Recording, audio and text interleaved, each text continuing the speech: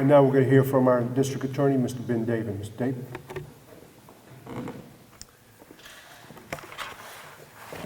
We live in a city where children are now killing children. That's not acceptable, not to anyone listening, not to anyone watching. You'll notice that there are 5 of us up here and there are 6 chairs. What you see before you is a united front, a group of officials that will bring every resource to bear to tackle this issue. So who's missing?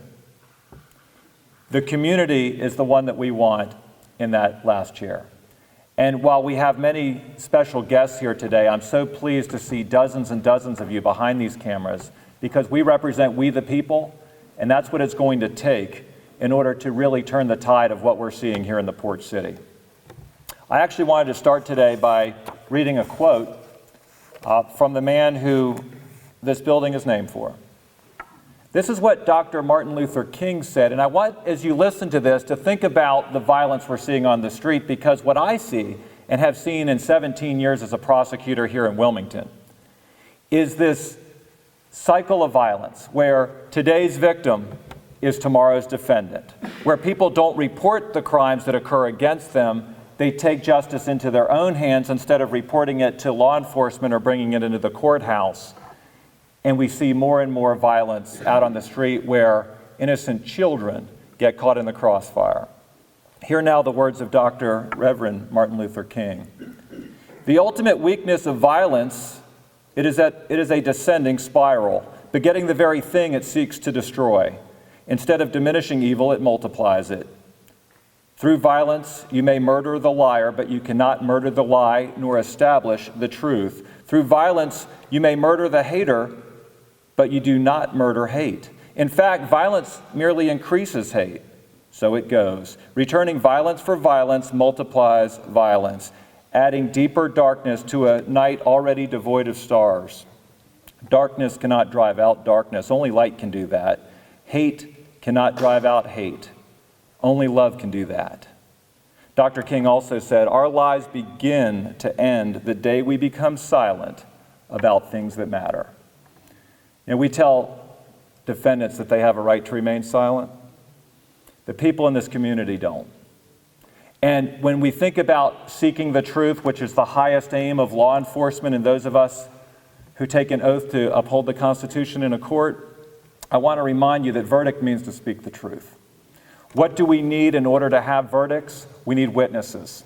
We need people to come forward when they see things that aren't right. We need people to text a tip if they fear retaliation. And I know the chief and the sheriff can say a lot more about the recent efforts to try and increase the reporting of crime.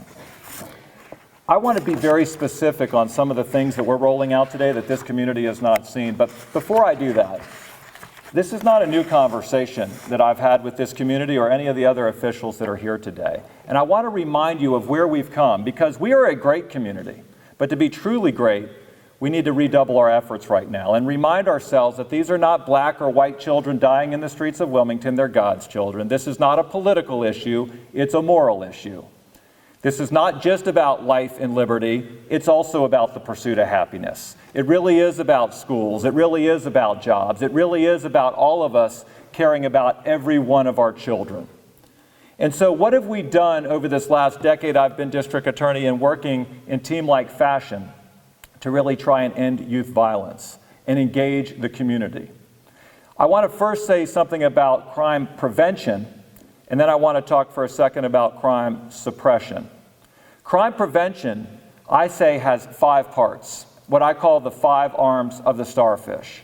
And what I mean by that is that we've brought 5 groups together to give our young people a sense of belonging, where they have ownership, membership, and a sense that they can achieve. Because when children don't have that hope, when they don't have that sense of belonging, when they don't have structure, in other words, they find that in each other.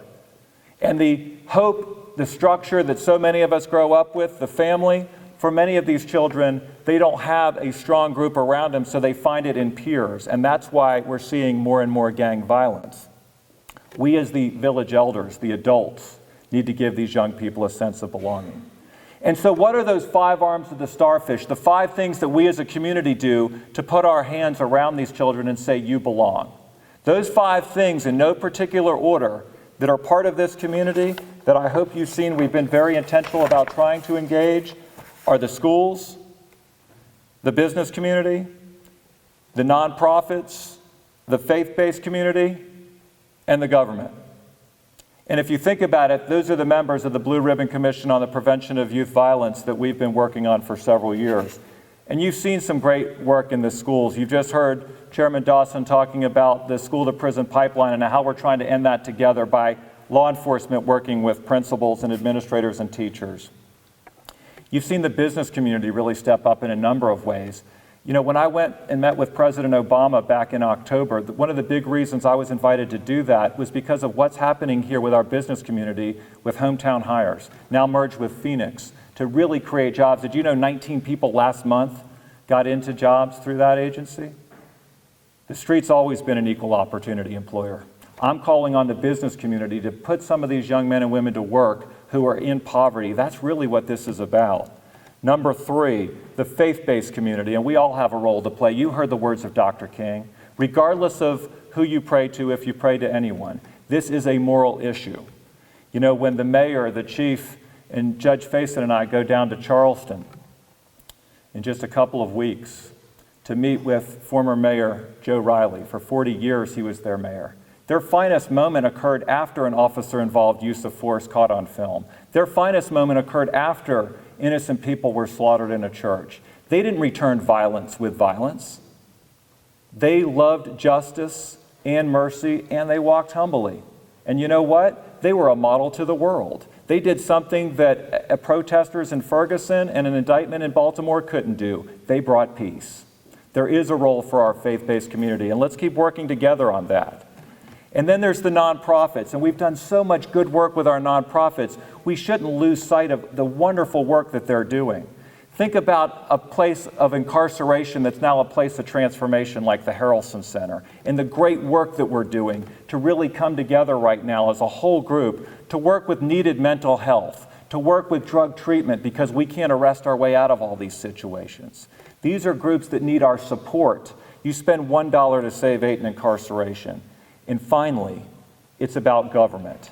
And yes, the government does have a role. And as the law enforcement official tasked with upholding the Constitution here in New Hanover and Pender County, I want to talk to you about something that we frequently haven't invoked, but moving forward, I will. Because as I said, and as the mayor, Ms. Dawson, and I'm confident that our chief and sheriff will say the same thing, we live in a time where all of the tools are going to be put out of the tool belt and we're going to be using them.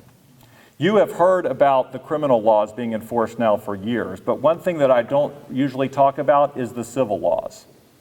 You heard just vague reference to that back in around Christmas time when we talked about the hotels and motels on Market Street and some of the crime that is festering on that corridor. I just emerged from a meeting with the city attorney and a hotel motel owner, and I said the same thing to him that I'll say to gang members and to people who are committing crime in our community. You need to shape it up. If you don't clean up your act, we're going to clean it up for you. We are going to take your property if that means having to seize a hotel or a home or a car, we're going to do it. We've talked a lot about life and liberty. We have seen young people die in gang violence. We have seen young men locked up forever for it, and I will continue to do that. But what we need to focus a lot more on is talking the language of business to people who are apparently committing crimes for some business gain. And so what I want to particularly turn your attention to is the North Carolina Street Gang Suppression Act found in 14-50.16 that defines a pattern of criminal street gang activity. You will see that there are injunctions that can be served upon gang members, verified members, that means they can't be hanging out with each other. The First Amendment gives us all the right to peacefully assemble. It does not give people the right to assemble for a violent and criminal purpose. And if that means that we're going to have to enjoin some people from hanging out with each other and beating children into these gangs, we're going to do it. And the next thing is taking their property. I now turn your attention to 1450-42, real property used by criminal street gangs declared a public nuisance. It talks about the same things that we've already introduced the community to in talking about the Market Street corridor. When people are selling drugs, when they are selling humans, that's called human trafficking, both of those things are fought specifically with these laws. And if it means that we're going to go after their property to get their attention, we're going to do it. And so you will see that there is a task force that has been formed, and I know we've had many task forces in the past, but we are working with the Vice and Narcotics and the Gangs Unit to really now focus very specifically on giving voice to these civil remedies. The city attorney and I have already begun much important work on this. You will see in the days ahead that we're only getting started. I promise you we will continue to faithfully uphold the Constitution, and that means making sure that everybody succeeds. We want you to succeed. We are going to be there with you in the pursuit of happiness, but when you take life, we're going to take your liberty. And if you're going to use our assets locally to commit crime, we're going to take those assets from you. We are going to bring every resource to bear on this issue because our children are worth it. Thank you very much.